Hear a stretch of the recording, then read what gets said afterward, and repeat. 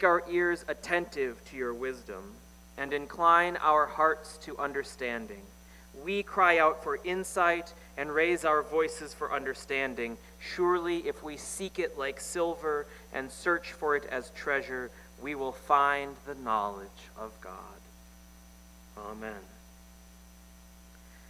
Our scripture reading for today is a fun one. It's one of those little texts in between Paul making larger arguments. That tends to get skipped because it's not as exciting, but I like it, so we're going to listen to it, because that's what I get to do. You guys were the ones that picked to put me up here, so this is on you all. So chapter 1, we're starting at verse 17. I expanded it a little bit, because I always do, but here we go. For Christ did not send me to baptize, but to proclaim the gospel, and not with eloquent wisdom, so that the cross of Christ might not be emptied of its power. For the message about the cross is foolishness to those who are perishing, but to us who are being saved, it is the power of God. For it is written, I will destroy the wisdom of the wise, and the discernment of the discerning I will thwart. Where is the one who is wise? Where is the scribe? Where is the debater of this age? Has not God made foolish the wisdom of the world? For since in the wisdom of God the world did not know God through wisdom, God decided, through the foolishness of our proclamation, to save those who believe. For Jews demand signs, and Greeks desire wisdom. But we proclaim Christ crucified, a stumbling block to Jews and foolishness to Gentiles. But to those who are called, both Jews and Greeks, Christ the power of God and the wisdom of God. For God's foolishness is wiser than human wisdom, and God's weakness is stronger than human strength. Consider your own call, brothers and sisters. Not many of you were wise by human standards. Not many were powerful. Not many were of noble birth. But God chose what is foolish in the world to shame the wise. God chose what is weak in the world to shame the strong. God chose what is low and despised in the world, things that are not, to reduce to nothing things that are, so that no one might boast in the presence of God.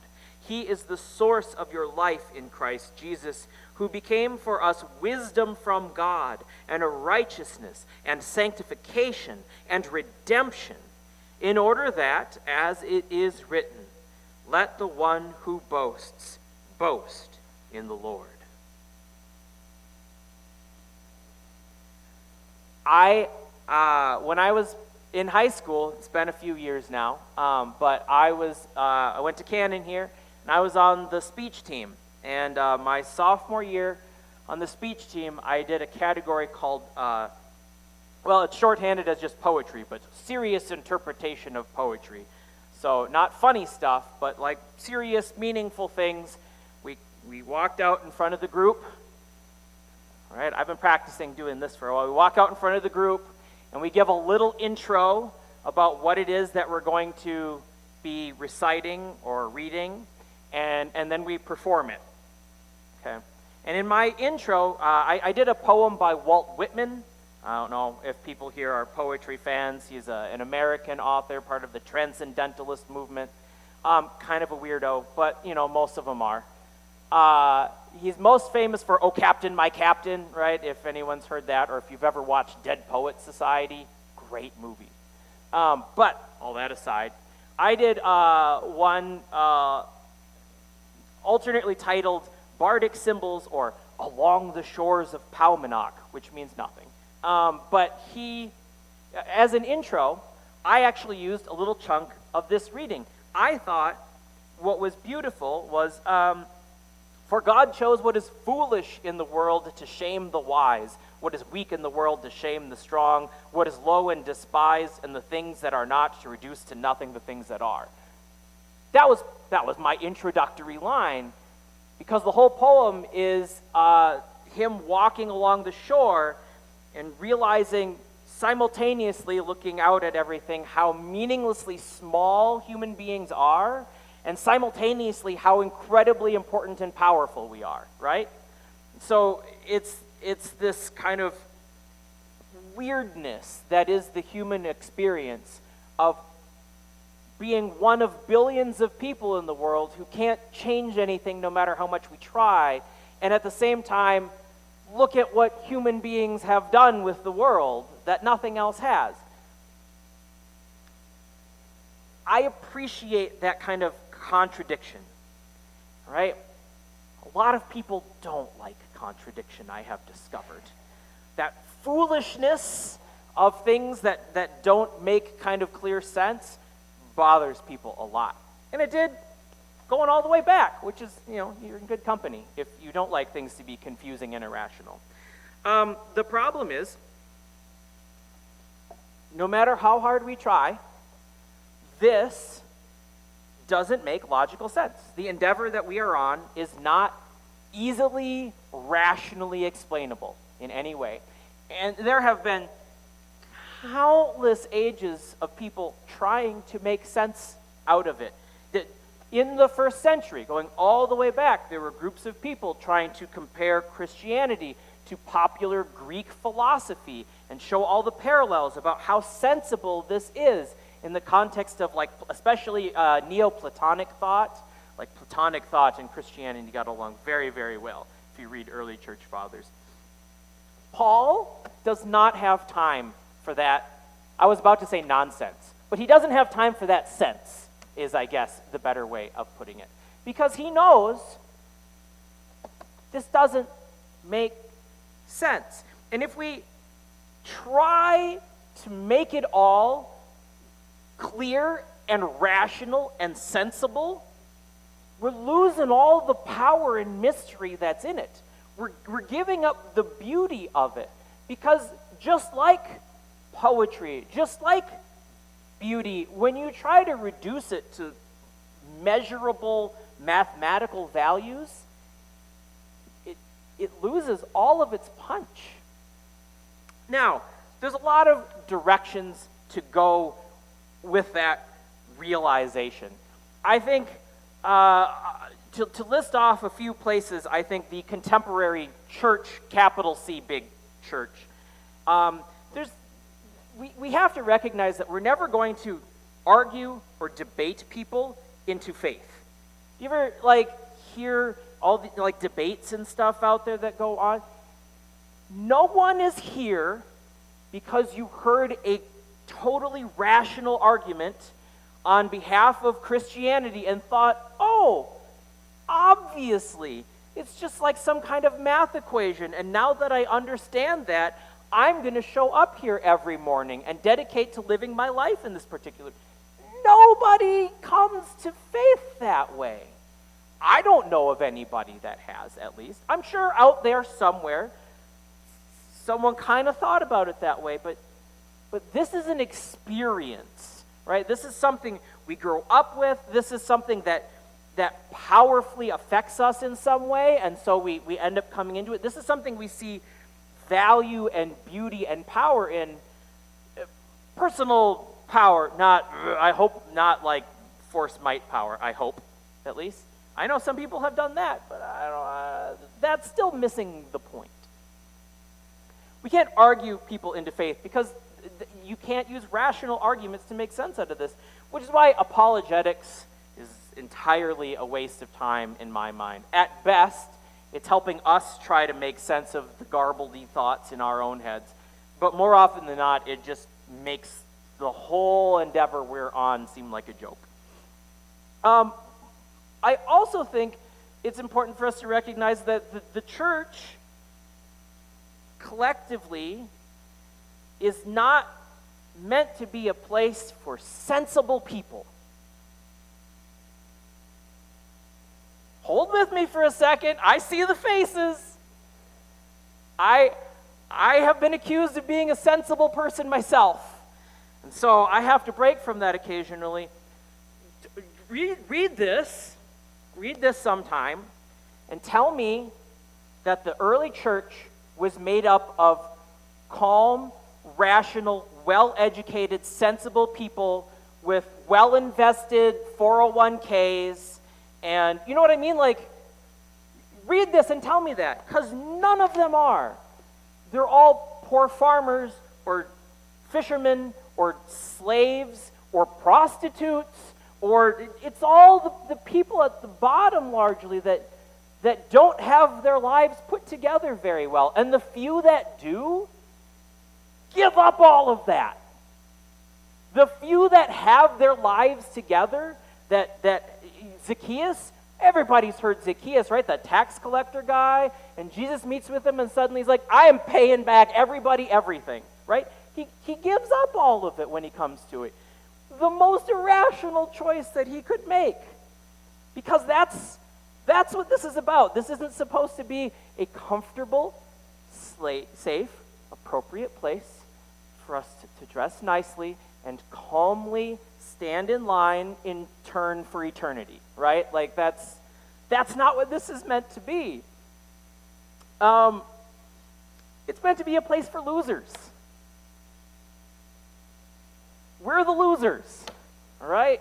Go us, all together. That was what it was constructed as in the beginning. And ideologically, that's the way it goes. The suggestions from the text, what Jesus tells people, what Paul tells people, what the prophets in the Old Testament tell people, does not make good sense.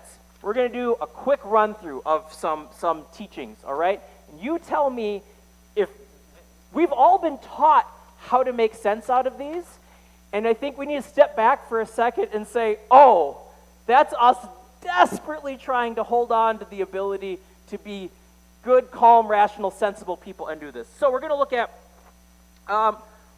the Good Samaritan. Beautiful story, right? Real short version. Some guy gets beat up and is lying half dead on the side of the road. And a bunch of people walk by who want nothing to do with that until a Samaritan, someone from somewhere else, comes by and picks the guy up and brings him into town and pays somebody to take care of him so that he can get back on his feet. Okay, Good Samaritan story. That is a very dumb choice if we're going to speak totally rationally here, right? Who is that guy on the side of the road? I don't know. I mean, the people walking by, are they looking at this going, he's got some weird disease I'm going to catch? Are they saying, this is a trap for some bandits that are nearby waiting for somebody to stop and help? Did the guy have it coming? Like, is he the bad guy, right, who just lost the fight and was left there? The Samaritan doesn't know any of that. Well, he risks his life to go over and pick this guy up and then shells out the money to have the guy taken care of. That's stupid. That's what we're told to do, right? I'm not completely out of my gourd here when I'm saying this.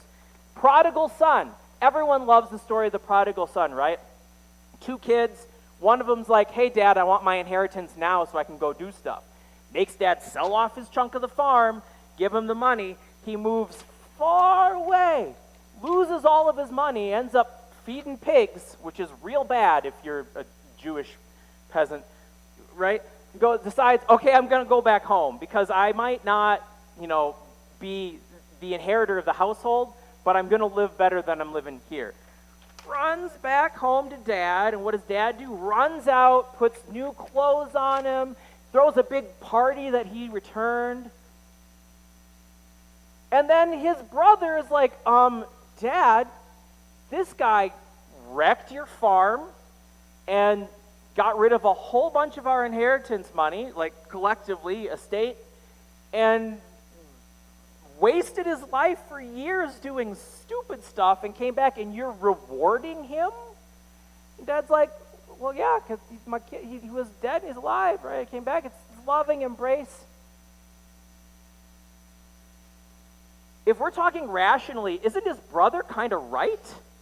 Right? Isn't that's sort of the the point, right? That the father is loving and forgiving and willing, but the brother is the one that makes rational sense.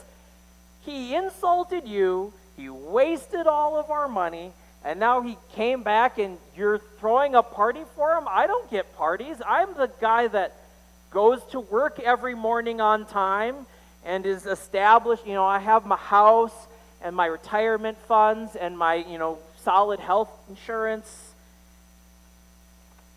And who's the good guy and which of the brothers are we supposed to identify with? Who are we supposed to favor in this? Well, the dad and the other brother. The brother that's mad about this, he's the bad guy in the story. The only one that makes rational sense, right? Okay, let's keep going. Lost sheep. 100 sheep. One of them's lost. What does the shepherd do? Leaves the other 99, looks for the one to bring it back. If you are an estate owner and you are hiring shepherds to look after your sheep, and one goes missing, and they leave the 99 unattended to go look for that one, you fire them. You fire them. That's it. What's going to happen to the 99 while you're out looking for the one? You could lose all of them for the one. It is not a sensible, rational choice. It is caring, it is considerate, and yes, these are parables, so it's not like everything has to be set up to be a perfectly cogent, all-encompassing story, but Acts chapter 2. I know we're running a lot of Luke here, but I just started flipping through, and that's where I was at. Chapter 5. 4. All my notes are getting mixed up. Acts 4. Early church. Very early church. Jesus has ascended. We're just in the first few years. When the communities get together, all right, and the people there can't afford stuff. They can't afford to eat. Because once again, these are collections of the losers, right? These are the least of these. That comes up here and there as well. The people that don't have all the resources. In the communities, when people don't have enough, the ones that have stuff, the ones that have houses, it says sell their houses and bring the money to help take care of people. Now, even if we're going to give them the benefit of the doubt and say that they're selling a second house, like their cabin up north or something, or it's a rental property, right? They're renting it out to somebody, so it's an income flow. Is it a good financial choice to sell off your houses or house to feed people? I mean, you could always make the argument, well, if I'm renting it out, I could set aside this portion of my rental income and we could have a consistent... No, they sell it and they take care of people. Anybody know anybody that sold their house to fund a soup kitchen? I don't.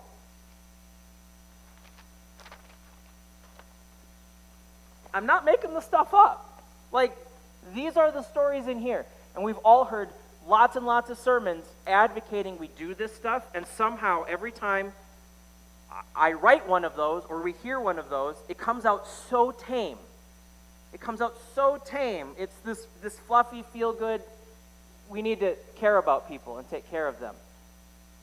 But it's insanity. Like, the bar here is not be nice. The bar here is be a fool. Be a fool for God. On the front cover of the bulletin, I have too many papers up here. On the front cover of the bulletin, I bet people looked at that and go, that's kind of a weird image. This is St. Vasily, or St. Basil the Blessed, who was famous for being so thrifty that he didn't even buy clothes, so he could run around and preach the gospel and help people out and throw every penny that was given to him for the well-being of others. He never owned a house, right? He didn't have... he didn't take care of... He didn't do all of the normal, good, upstanding, productive member of society things we're supposed to do, right? Have a stable job, buy your house, get all of your stuff in order and take care of it so that when you eventually kick the bucket, all of these things are paid for. Didn't have any of it. He was a fool. Like literally the title for himself was Holy Fool. That was the title that he holds.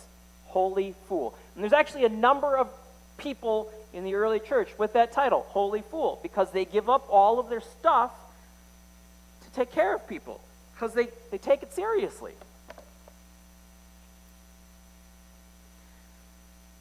So,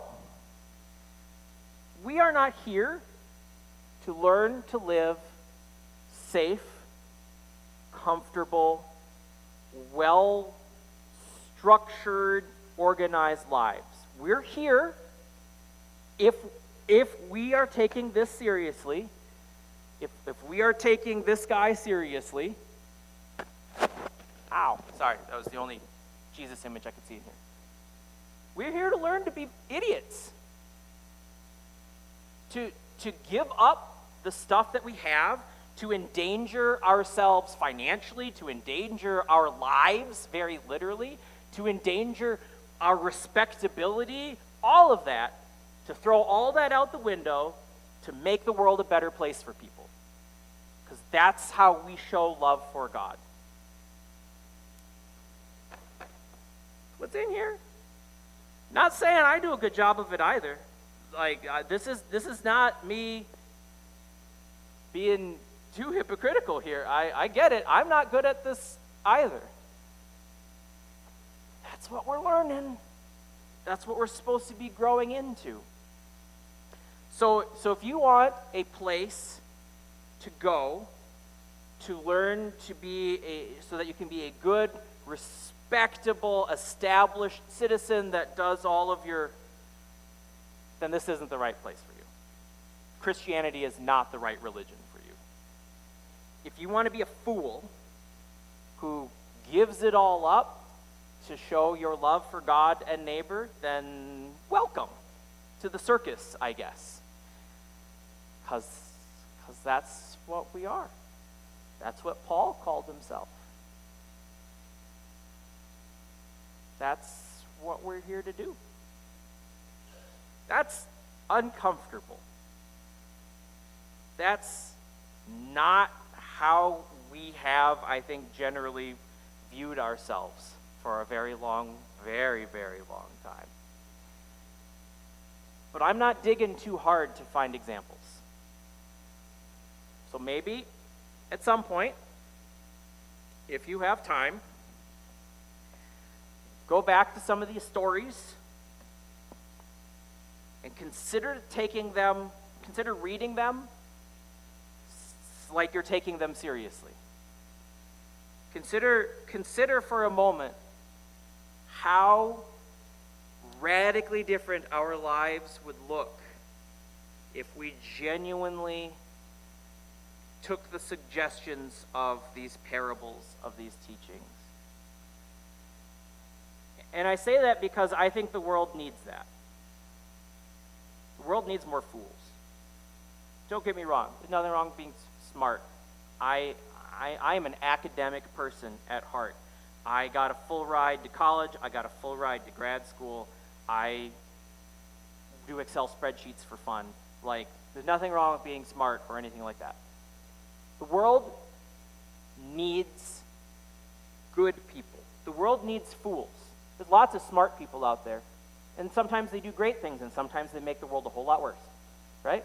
There's lots of productive people out there, and that's great, because we need stuff. But there's also people that are productive for no end. The world needs fools who are willing to sacrifice all of that niceness and comfort and pleasantry to fix it. Because we don't fix it by making it more rigid and organized. We fix it by being fools, by loving each other. Because you know what? You know what the most ludicrous paradigm through which you can see the world is? Love. There is nothing about love that makes sense.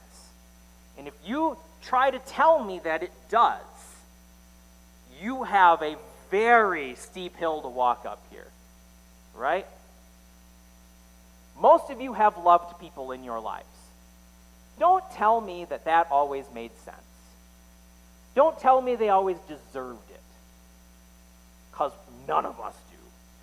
Don't tell me you didn't do dumb things because you cared about people, because you did, because we all do. Love is the most irrational basis on which to live our lives. And you know what we get out of here? God is love. So, have fun going crazy like me, because that is what we have signed up for. And it's a good time if you're willing to give it a shot. But it's scary. Like skydiving. The end. I'm going to leave it at that, because that's the most foolish ending I can come up with. Cool.